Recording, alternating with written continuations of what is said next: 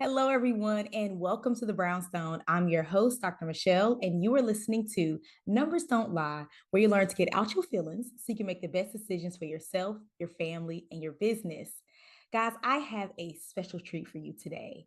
We are talking to a phenomenal woman that's all about community. Okay. So if you're a nonprofit leader, honestly, if you're a leader, lean in because she has something to tell you. She has a vast amount of experience mentoring, telling people and showing them how to get to the money. So that's what I'm saying. You need to lean in. So I don't think I can really do her justice. She's the CEO of Giving Blueprint. She also has a mentor and education space to help nonprofits not just survive, but thrive so they can have the greatest impact on their community. So, Brownstone community, please help me welcome Kimberly O'Neill. How are you today? Oh, I'm so good. She said yes to being here. That's my heart is full because she's here. So Oh, just go ahead and prepare to have your hearts warmed, like your whole life blown, your whole mind blown. Kim, go tell them about how the bomb you are. Go ahead, girl. oh gosh. So my name is Kimberly O'Neill. As Dr. Michelle said, I'm the CEO of Giving Blueprint. I'm also the founder of Cause Studio, which is a professional development initiative for Black-led nonprofit startups around the country. I am seasoned. So I say a mentally retired senior government executive. I have served as a city manager of a small city in Maryland. I have worked in municipal governments around the country. At the time, I was the youngest Black woman to be appointed a city manager in this country. I have managed economic development projects. I have done so much. I've helped to lead a court, a municipal court, one of the top 5 courts in the state of Texas.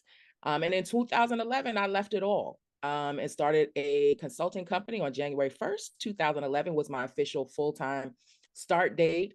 And that's when Giving Blueprint was formed. And at the time, I had previously worked for a retired NFL player, now Pro Football Hall of Famer. I ran his family foundation for about 2 years. They're actually still a client of mine, but there's a lesson that I learned from working with him. And it was, if you can do community and serve community from the depth of your soul, and as a business owner, if you can incorporate giving back as a part of your business model, not just this add-on thing that you Mm. do, how much greater could our communities be?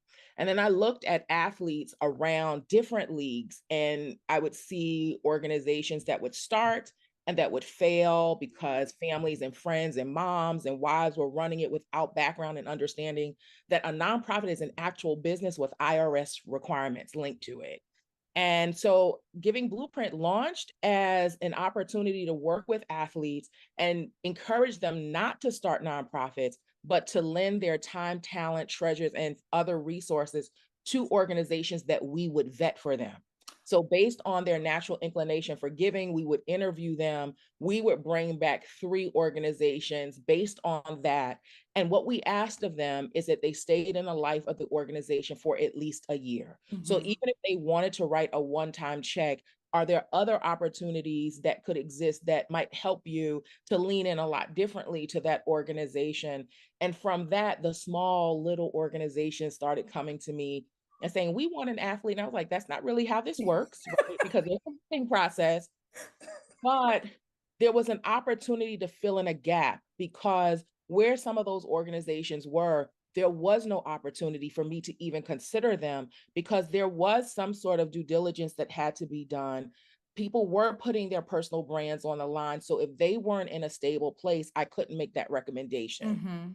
But what I realized is that there were some smaller organizations that really needed support, that most of the training that we found around the country wasn't geared towards small nonprofits. And many people say, we have more than a million. Actually, I think now we're up to like almost 1.8 million 501c3s throughout this country. And people were saying, we don't need another one. We don't need another one that's not efficient. We Mhm. don't need another one that's not effective. But sometimes these smaller, newer nonprofits, what I found, Dr. Michelle, is that they are serving in pockets of the community that are sometimes overlooked. So there is some level of differentiation. And if we could train those particular organizations a lot differently, could we see the impact, that charitable impact that the larger and the mid-sized organizations were doing as well? And so I'm a kid from New York who grew up during the height of hip hop starting, and that really rooted me a lot in community. So I took everything that I learned from government and I decided to bring it on the other side to serve community a lot differently. Y'all, Kim, y'all see why this episode is called Unlocking the Six. I said the success. Why this episode is called Unlocking the Secrets of Nonprofit Success. That is a tongue twister. It is a tongue twister, but it's a true Child. one, right? It's a true statement because it's not that hard. It really isn't that hard if people are stepping up to the table, because I think there's a lot of pieces to it, right? It's the people that want to start or have started a nonprofit and understanding they're running a business that just happens to be a charity, that Mm-hmm. there are rules and regulations that they have to follow, and that they don't own it. And so when you create it, I always tell people, you have to create this knowing that someday you may be removed from leadership. You Wow. have to create this knowing that one day there might be somebody else that's better that can take your vision and innovate it and take it to the next level. You also have to be prepared for your board to remove you, Mm. any association, and that's legal, right?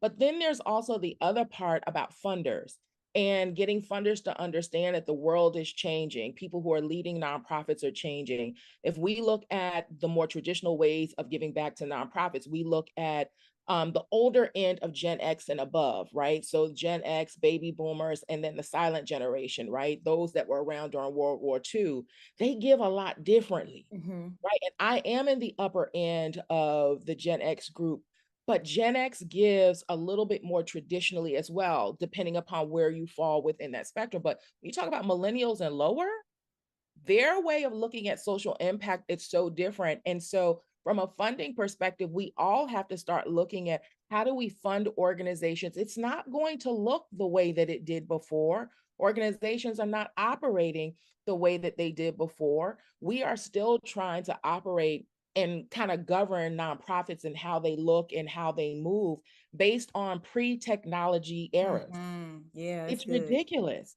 Information is spitting out so quickly that these more traditional ways can't be the only way or the primary way. And a Mm-hmm. lot of, we're now talking about trust-based philanthropy, community-centered philanthropy, where the community is guiding, where we're removing some of the hoops and the hurdles, where we're looking at smaller organizations that actually have a tie to the community versus people who want to give back to the community, but honestly don't have any input from the community and Mm. sometimes have never stepped foot in the That communities, part. right? So that's more of assimilation than social innovation and change. And I Mm. always say, do we want to focus on assimilation, or do we want to focus on change that's based on the culturally relevant things that are beneficial to that community? Because who am I to say something is wrong when I'm not from a community? I really don't understand the challenges, and I'm interpreting it from my lens, not a legal right or wrong lens, but simply because of my lens and how I grew up. Mm-hmm. And so there's so many different facets that you have to look at when you're talking about how do we build a successful nonprofit, and then how do we build trust around the work that we're doing too. Yeah, that's good. You touched, I like how you touched on people from outside the community doing things. And I feel like that has been such a part of our history and the reason why we haven't really seen the needle being moved in a lot of areas. I have a public health background. And so it's been, it's a whole like degree focus of community. Was it participatory community? I'm probably mixing it up, but you know what I'm talking about, So, yeah, yeah, but understanding how to really engage a community. And one of their big principles is you have to engage the people that you want to impact. Like you can't just have, outsiders come in and like, have this like white savior mentality. Cause it's just like, we're just kind of like, who are you? We don't know yeah, you. We don't trust you. We don't know what your motives are, especially in the public health world. Like things have been done to us. So who, absolutely. so I There's a lot love of that. trauma. There's a Mm-hmm. lot of trauma. There's a lot of there's a lack of trust. And there are people that believe, I'm going to give you an example, because I think this is going to nail it. I sat on a board and I left a board like in a short amount of time. Wow. I was sitting in a board meeting and the co-founder was sharing what she thought was I did the right thing story. Mm-hmm. And it's an organization that's not run by any Black women or men at all. It's an organization that serves 100% Black and Latina women, girls. And in that meeting, she talked about the fact that they had taken the girls who are in high school to a field trip. Mm-hmm. And it was 100 and something degree day here in Texas. And their staff called and said, "Can we get the girls something to eat and drink?" And she said, "No, it's not in the budget." Excuse me? So you think you're a CEO, right? Because you know there's a difference between an entrepreneur and a CEO. There's one main thing that separates the two. You want to know what it is? Let me tell you real quick. I need you to meet me at this live demo. It's free, and I'm going to tell you all about how to turn your data, that's that most precious resource that you keep overlooking, that you think you don't need, that you think maybe I'm not good at. You need to be there to learn how to turn that into dollars. That's how they stay big. That's what separates them from you. Click the link below, and I'm going to see you there. That's powerofyourdata.com/demo. You're listening to Numbers Don't Lie on KCCR The Brownstone. You can listen to us on the app that you can download right now or on brownstoneworldwide.com. Be sure to follow us on Facebook at Brownstone Worldwide to learn all what's happening on everything Brownstone in our world. Be sure to subscribe to Brownstone Living Magazine. We have some really exciting articles about what's happening in your community. Guys, we have so many exciting things happening with Brownstone. So you want to make sure you stay plugged in, stay connected to us. We have some events coming up. We got some good stuff coming to your neighborhood. Now let's head on back to listen to what's going on Numbers Don't Lie. Before I could say anything, an Asian woman on the board said, "Would you do that to your children?" She said, "No." And my response was, "Then you never take them on a field trip if you can't feed or provide a beverage to girls who are already coming from homes and situations where they already feel like people have isolated them or disconnected from them. But if you can't do right by children, That part. children who you've interpreted to be young adults, but children on a field trip, we would be up in arms if that happened at a school. Mm-hmm. We would be up in arms if this happened anywhere in middle class or better America. Mm-hmm. We're talking about girls who have dropped out of school, who have had some sort of criminal justice background, who come from families who don't know where they are, what they're doing, young girls who have had children, that you would take them out on a triple digit heat day here in Texas and not provide. And I said, that's a liability. Right. Right. And so there was some unlearning, but it also subconsciously, do I think that they did it intentionally? I do not. But what happens when we don't have people at the table that represent or can speak on behalf of the communities that are being served? We Mm-hmm. miss the real conversations about why would you do that? That is wrong. That is a liability. These are children. Yep. Right. And so it's important that we have representation and that we're not just talking about it from a passion perspective, which I think a lot of people that found nonprofits, regardless of who they are and what they look like, they found organizations because they saw an issue, didn't do any research, and they jump in without really understanding what they're getting into. Yeah. So it's passion fueled discussion and initiative that they launched. And I say, when you bring in the data, you can streamline, you can scale, you can sustain, and actually you can dissolve. Because if you bring in the data and recognize I had no business starting this, then you can dissolve with honor. Wow. Right? Because you're fighting a battle that doesn't exist. Mm-hmm. So I try to encourage people to go to the data first to make sure that we have that representation in leadership, whether it be the board or just in day-to-day operations, because otherwise, Dr. Michele, it is saviorism. And Mm-hmm. I speak very loudly and proudly about that we don't need saviorism. We need people that are committed to changing lives in the community. We Absolutely. don't need to save people and tell them what they don't need to be doing, because many times it's not just the community, it's all of the resources or lack of resources Mm-hmm. available that really are detrimental to the communities that I serve anyway. Yeah, that's good. I went to I guess a little symposium, and the particular session I went to was about maternal health. And it Mhm. was some doctors that were over this particular program. And I loved it. He said, we started even changing our language because it's so easy to say, you should have done this. Why didn't you come to your appointment? You're non compliant. But it's like, if you actually take a step back and realize where they don't even say non-compliant or non-compliant anymore. They say, I forgot the word they use, but it pretty much it takes the negativity off of it, because some people don't not want to follow directions. Sometimes they don't have a choice. They didn't have a ride. They didn't have the resources. And when you take away, like you said, that community voice, they help you understand, like, oh, this person has difficulties. They have to work or whatever, and they couldn't take off. Like, they have to feed their family, as opposed to someone so far removed that doesn't understand that struggle. It's so easy to attach negative stigmas, and this what you wag your finger, and it's just like, now the people that you want to help don't want no parts, because Right. you're trying to tell me how to be me or how to be better, when it's like, I'm doing my best. And Yes. you're not even acknowledging that I'm doing my best. No.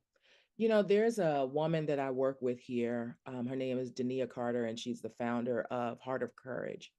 And they focus on supporting families, primarily moms at this time, who are in jeopardy of losing their children to the child welfare system, or their children have already been Mm-hmm. the child welfare system. And her goal is family reunification. And the focus is on the mothers, Mm-hmm. right? And it's interesting, we were preparing for a pitch competition, and I learned so much. She's based here in Dallas.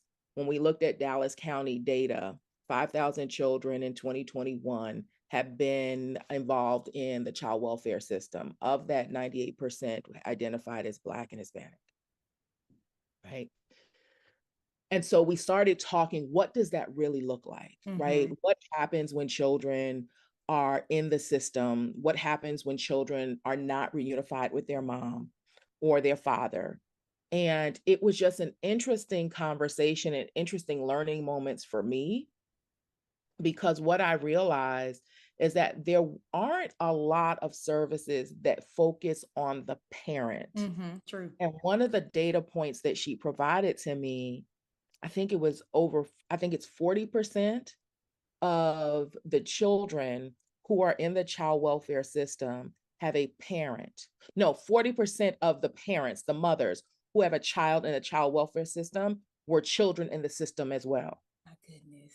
So it's about breaking this repetitive cycle. Mm-hmm. And she told me of so many stories of, women who have been reunified with all of their children. Wow. Situations where moms may not have been reunified with their families, but there were some other dynamics that were happening. And so what she shared was, safety is first for the child, without a doubt.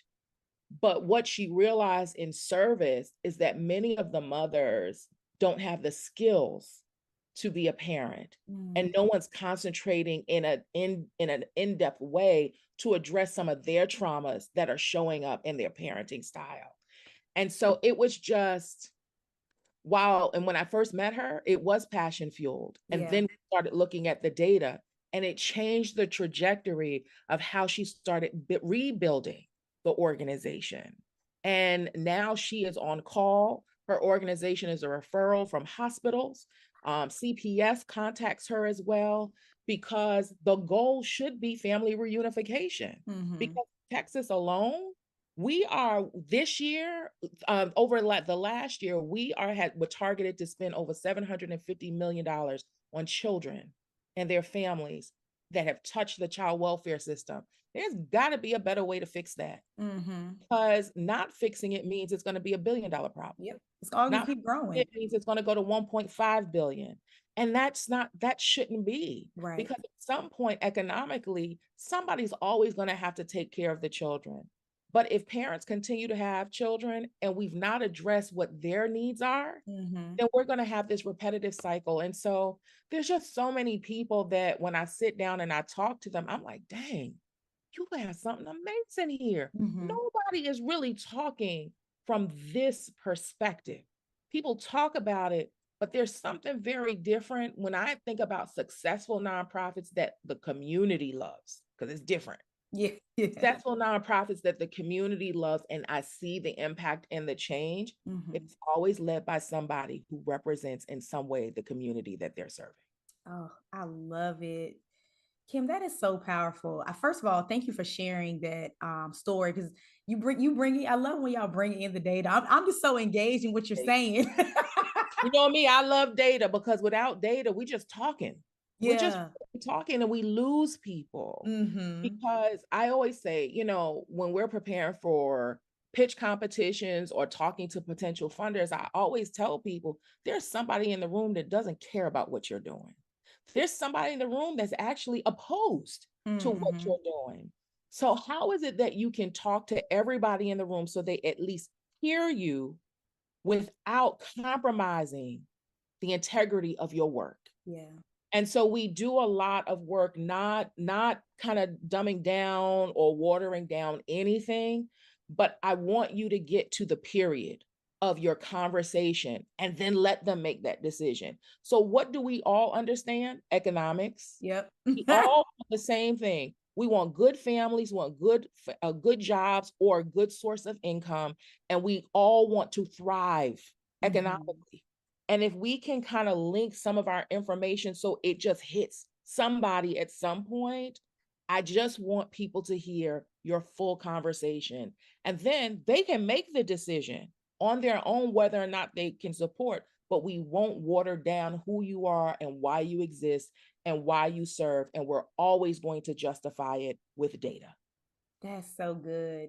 That's what when I say, y'all, like, if you're any leader, you need to hear this conversation, because it's not just about it doesn't just apply to nonprofits. So if you're any startup, any organization, because I mean, as a data scientist, I've worked for people and different mentors and been on committees, and the data comes up and it's so discouraging to hear the conversation turn. It's like, this is what the evidence shows, and totally disregard it.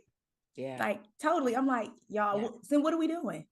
Like, you had why are you paying me? Like, but it's important. I'm like, if we're showing you what the evidence is, it's no feelings in it, it's no biases. This is what it shows. Absolutely. It's up to you to now make a decision. If you make a decision based on something else, I mean, I don't know what to tell you. Like you said, you're not going to probably have your greatest impact because you're not hitting the problem. You're not hitting where the money actually needs to go. You're just doing something to do it. Maybe you do have a heart for it. Yes. But I'm like, I mean, it's nothing wrong. I love that people have a passion for their work, but we want you to do your greatest work as opposed to just doing something. Yeah. I think one of the things that I think many nonprofits get caught up in is maintaining jobs. Right? I want people to I don't want to have to fire anybody. I don't want to have to lay off anyone. I don't want to have to reduce salaries. And I think all of that is fine. But if there's no point in that position, job doesn't exist.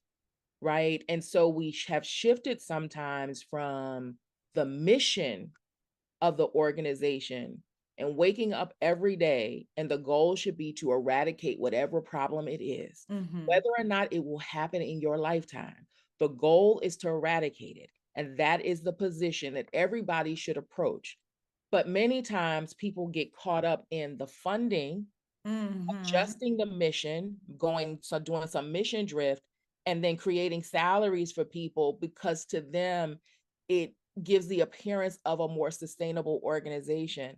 But if those positions, the people, the funding that you're allocating to the human capital does not lean towards eradicating that mission, then you're not doing it in order, in compliance, or being respectful of the people, the places, and the things that you're serving through that mission. That's where I see a lot of people on the nonprofit side getting caught up. They get caught up, especially founders. This is mine. I created it. It is not yours. All you did was found the paperwork. You will forever be the founder. You will be the visionary for a season, whatever that season looks like. But at the end of the day, you are funded based on public dollars. Mm-hmm. You rely on multiple sources of funding to operate. Therefore, this is not yours. Your stakeholders have a buy-in in what you're doing, and your board has the legal requirements and the legal obligation to make sound decisions for the organization, even if it doesn't align with your vision or what your expectations are for the organization. Man, that's good. You mentioned, and I've heard this before, how some organizations kind of get in that cycle of just, I got to get the funding. I get the funding. Mhm. Like, how do organizations get out of that cycle of just being so money driven and not in a negative, you know what I mean? Not in like a, Yeah. they're bad people, but it's Yeah. just like my focus continues to be on just staying alive as opposed to doing the work. Exactly. Many organizations don't have, I can't count, because I can't. I was going to say I can, but I can't. I can't count the number of organizations that tell me they don't have a board approved budget. So many organizations are operating daily without a budget. They have no financial projections on where they're going, right? And I always liken it to, I'm a political science professor as well. So if the federal government doesn't have an approved budget on the first day of the fiscal year, the government shuts down. People don't go to work unless they are considered an essential employee, right? Mhm. So why would your nonprofit operate on day one without a budget? Right? So if you don't have a budget, it also means you've not put together a resource development plan. And a resource development plan, if I need to raise $1 million, I need a plan that tells me how I'm going to get there. So if I'm going to have a fundraiser, how much are my expenses going to be? What are my ticket costs going to be? What is going to be the total income, the gross income, and what is the net of the organization? If I'm going after grants, what does the grant cycle look like? If I'm going after individual donations, what's our process? What are the campaigns look like? How often are we doing it? How are we connecting with our donors? Most nonprofits that I engage with, that is an afterthought when it should be the first thought, because you cannot do anything without money. And Right. so I talk to a lot of people and they give me estimates. I said, how do you know how do you know you need $10,000? And they just stare. I'm like, did you do any line item budgeting? Because I think you need 25 for that, right? Or you need 2,000 for it. So if you're thinking you need 10 for something and you only need 2, it means that you're putting a whole lot of worry into something that could be an easy fix. Or Mm-hmm. if you need 25,000, you're going after something that once you get to 10, you still can't do it. Yeah. And then a lot of them don't understand, when do you need the money? Right? So if you need $1 million, at what points during the year, based on your expenses, do you need the money? How much money do you already have in the bank? What are you putting away in reserves? When I start having those conversations, people start going, well, I just wanted to buy a building or buy a car. I was like, that's not what we do here. Right? Mm-hmm. We need to know what the money is for. We need to know what is the bare minimum that's needed to run, what enhances it a little bit. So from our basics to our wants and then our wishes to make it the prettiest thing. But your wishes can get cut down Yeah. very easily. Your wants can also get cut down, but you need to know what the bare minimum is to run your organization. And I find so many nonprofit leaders and boards have no idea what that number looks like. Girl, tell the people how to find you, because they they were like, who is this woman? You Tell can the people how to find find me. you. You can find me everywhere online at Just Kim Online. So JustKimOnline. And if you are looking at starting a nonprofit, have already started a nonprofit, you can also follow Cause Studio. That is our initiative name. Same place everywhere on social media, because we put out tips for free, because some of this stuff that we put out, you can Google and find it, or you can go to irs.gov and find it. But we try to arrange and share the information in a way that if this is not your background, it's not overwhelming. I love that. Yeah. Kim, I'm so grateful for you.